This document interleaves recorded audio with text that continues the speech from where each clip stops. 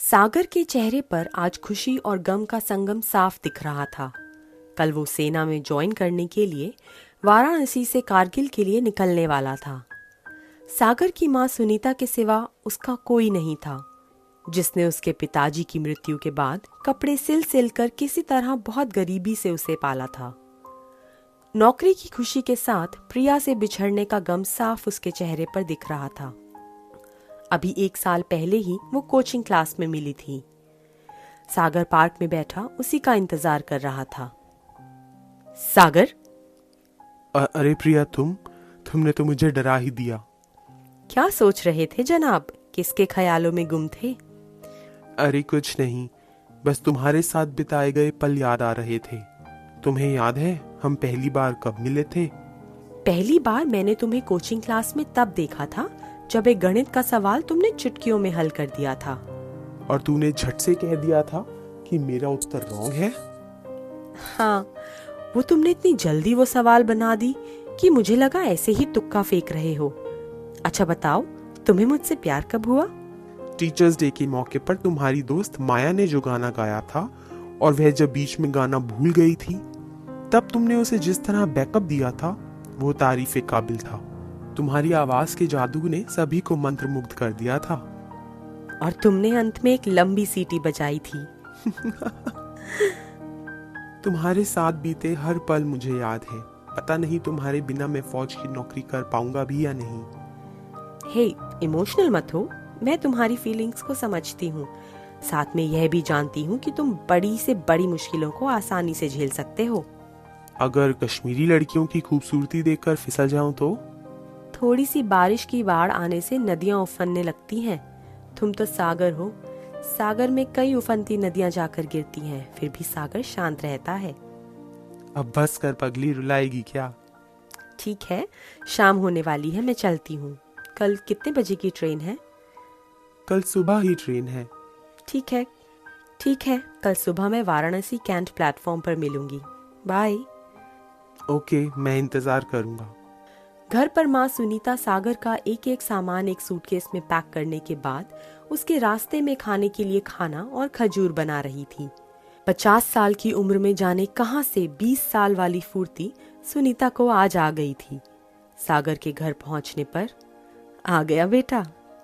हाँ माँ। प्रिया से मिलने गया था। बहुत ही अच्छी लड़की है। नौकरी से जब छुट्टी पर तू लौटेगा तो तुम दोनों की शादी करा दूंगी। तब तक तुम्हारे पैसों से पक्का घर भी बनाना होगा। बहू के लिए घर भी तो जरूरी है। फिर मेरा क्या भरोसा, जाने कब दरबार से बुलावा आ जाए। माँ, ऐसा नहीं कहते। सागर माँ के गले लग रोने लगता है। कल सुबह, बेटा तुम्हारे सारे जरूरी सामान मैंने सूटकेस में रख दिए हैं। और हाँ, एक झोले में कंबल और बेड बांध दिया है। ये एक झोले में खाने का सामान है, याद से समय पर खा लेना। ठीक है माँ। तभी सागर का दोस्त विनोद बाहर से चिल्लाता है, सागर, ऑटो आ गया, जल्दी चल, ट्रेन छूट जाएगी। अच्छा माँ, चलता हूँ। रोना मत, मैं कभी कभी परमिशन लेकर शर्मा अंकल के यहाँ फोन करूंगा। प्रणाम माँ। प्लेटफॉर्म पर सागर गाड़ी में बैठ। गार्ड ने हरी झंडी दिखा दी। प्रिया नहीं आएगी। वो आएगी। कल ही उसने बोला था कि प्लेटफॉर्म पर मिलेंगे। हो सकता है उसकी नींद ना खुली हो या ऑटो नहीं मिला हो, जाम में फंस गई हो। तू जाकर सीट पर बैठ। सागर जाकर अपनी सीट पर बैठ जाता है। तभी ट्रेन की सीटी बजती है और ट्रेन धीरे धीरे चलने लगती है। विनोद सागर से हाथ मिला थोड़ी दूर हटकर टाटा करता है और ट्रेन चल देती है। सागर हताश खिड़की के बाहर देखता रहता है।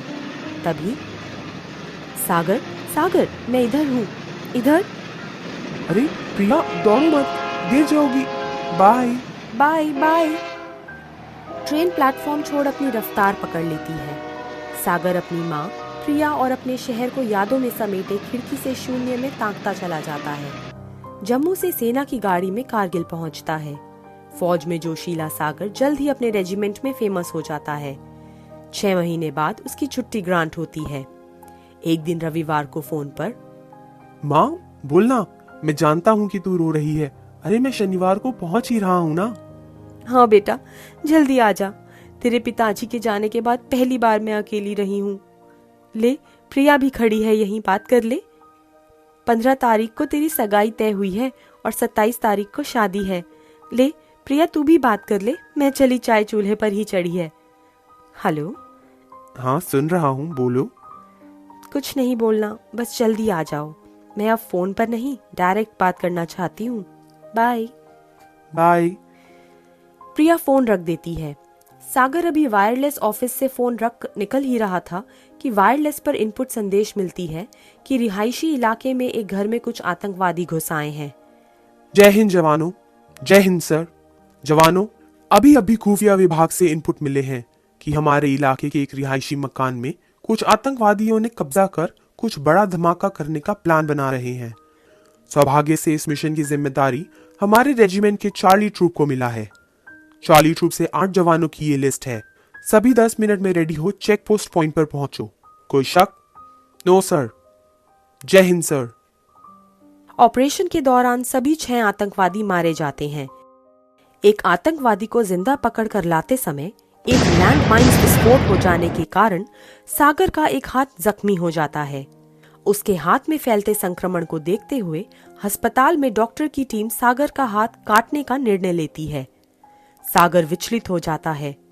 वह सोचता है कि कटे हाथ के साथ मां से सामना कैसे करेगा और प्रिया से शादी कैसे करेगा। इसी उधेड़बुन में 5 दिन बाद अस्पताल से छुट्टी मिलने पर हाथ को ओवरकोट में छुपाए घर पहुंचता है। आओ बेटा। अरे यहाँ थोड़ी ही ठंड है, ये ओवरकोट क्यों पहने हो? अंदर चलो, बताता हूँ माँ।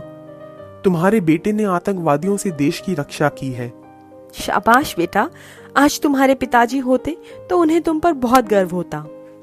लेकिन जैसे ही सागर अपना ओवरकोट हटाता है, उसके एक कटे हाथ को देख सुनीता रोने लगती है। तभी प्रिया भी वहां आ जाती है। प्रिया, तुम किसी दूसरे से शादी कर लो। मैं अब तुम्हारे लायक नहीं रहा। मैं अपंग हो चुका हूँ। सागर, मुझे अफसोस इस बात का है कि तुम मुझे पहचान नहीं सके। मैं तुम्हारे शरीर से नहीं, तुमसे और तुम्हारे दिल से प्यार करती हूँ और शादी भी तुम्ही से करूंगी। अगले महीने फिक्स डेट पर सागर और प्रिया की शादी हो जाती है। एक हाथ से अपंग सागर को आज अपने प्यार पर गर्व होता है।